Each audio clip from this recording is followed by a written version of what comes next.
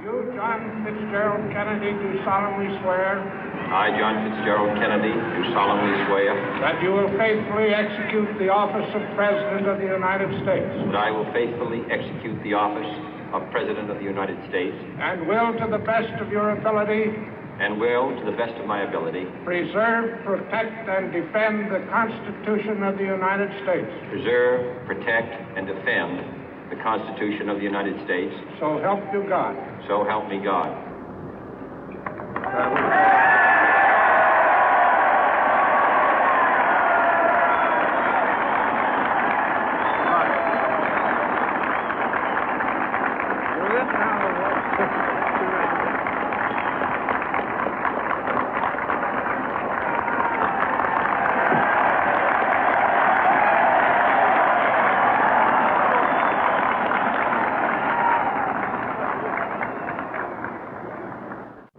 Vice President Johnson, Mr. Speaker, Mr. Chief Justice, President Eisenhower, Vice President Nixon, President Truman, Reverend clergy, fellow citizens.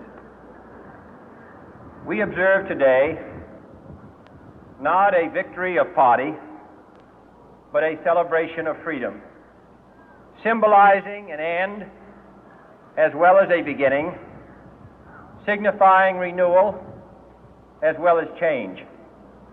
For I have sworn before you and Almighty God the same solemn oath our forebears prescribed nearly a century and 3/4 ago. The world is very different now, for man holds in his mortal hands the power to abolish all forms of human poverty and all forms of human life. And yet the same revolutionary beliefs for which our forebears fought are still at issue around the globe. The belief that the rights of man come not from the generosity of the state, but from the hand of God. We dare not forget today that we are the heirs of that first revolution. Let the word go forth from this time and place to friend and foe alike that the torch has been passed to a new generation of Americans born in this century, tempered by war, disciplined by a hard and bitter peace, proud of our ancient heritage, and unwilling to witness or permit the slow undoing of those human rights to which this nation has always been committed and to which we are committed today at home and around the world.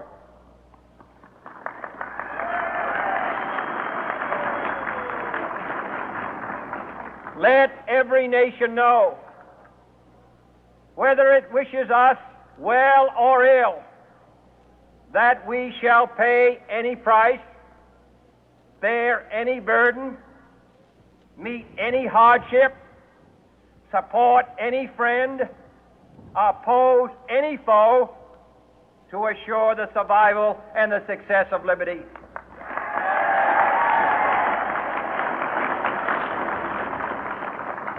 This much we pledge and more. To those old allies whose cultural and spiritual origins we share, we pledge the loyalty of faithful friends. United, there is little we cannot do in a host of cooperative ventures. Divided, there is little we can do, for we dare not meet a powerful challenge at odds and split asunder. To those new states whom we welcome to the ranks of the free, we pledge our word that one form of colonial control shall not have passed away, merely to be replaced by a far more iron tyranny. We shall not always expect to find them supporting our view, but we shall always hope to find them strongly supporting their own freedom, and to remember that in the past, those who foolishly sought power by riding the back of the tiger ended up inside.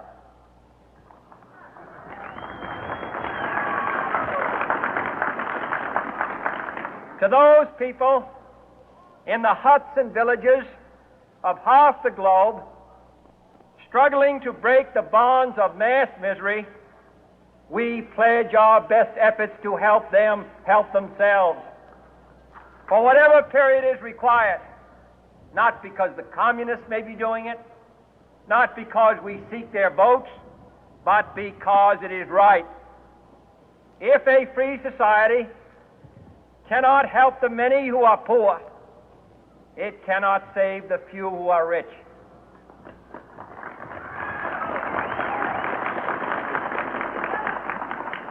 To our sister republics south of our border, we offer a special pledge to convert our good words into good deeds, in a new alliance for progress, to assist free men and free governments in casting off the chains of poverty. But this peaceful revolution of hope cannot become the prey of hostile powers. Let all our neighbors know that we shall join with them to oppose aggression or subversion anywhere in the Americas.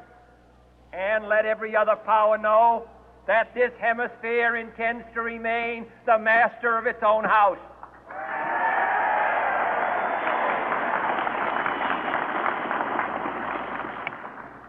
To that World Assembly of Sovereign States, the United Nations, our last best hope, in an age where the instruments of war have far outpaced the instruments of peace, we renew our pledge of support to prevent it from becoming merely a forum for invective, to strengthen its shield of the new and the weak, and to enlarge the area in which its writ may run.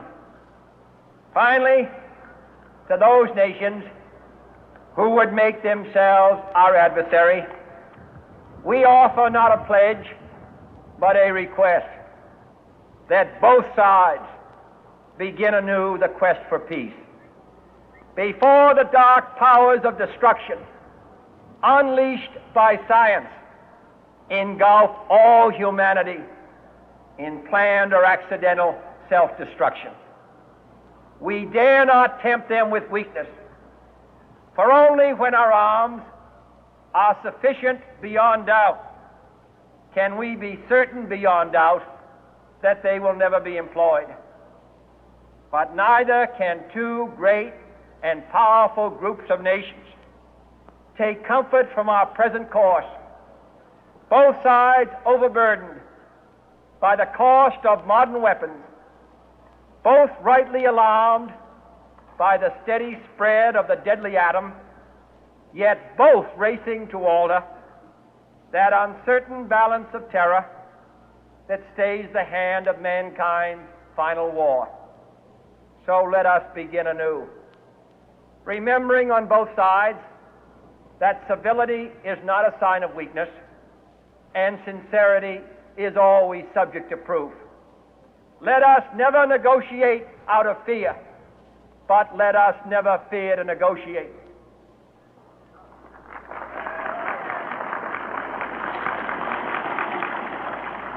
Let both sides explore what problems unite us, instead of belaboring those problems which divide us.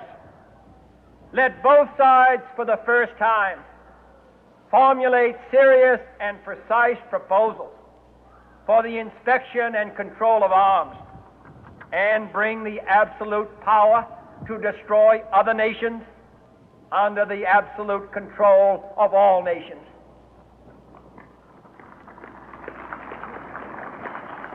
Let both sides seek to invoke the wonders of science instead of its terrors. Together, let us explore the stars, conquer the deserts, eradicate disease, tap the ocean depth, and encourage the arts and commerce. Let both sides unite to heed in all corners of the earth the command of Isaiah to undo the heavy burden and let the oppressed go free. And if a beachhead of cooperation may push back the jungle of suspicion, let both sides join in creating a new endeavor, not a new balance of power, but a new world of law, where the strong are just and the weak secure and the peace preserved. All this will not be finished in the first 100 days, nor will it be finished in the first 1,000 days, nor in the life of this administration, nor even perhaps in our lifetime on this planet. But let us begin.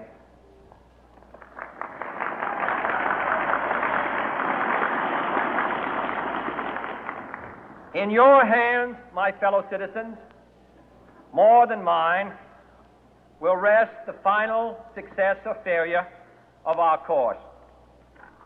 Since this country was founded, each generation of Americans has been summoned to give testimony to its national loyalty. The graves of young Americans who answered the call to service surround the globe.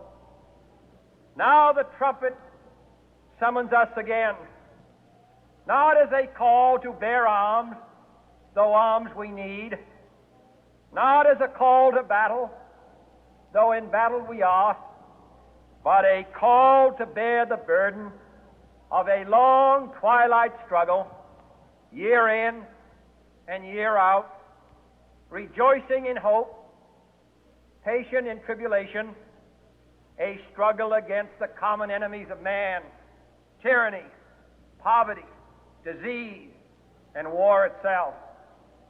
Can we forge against these enemies a grand and global alliance, north and south, east and west, that can assure a more fruitful life for all mankind? Will you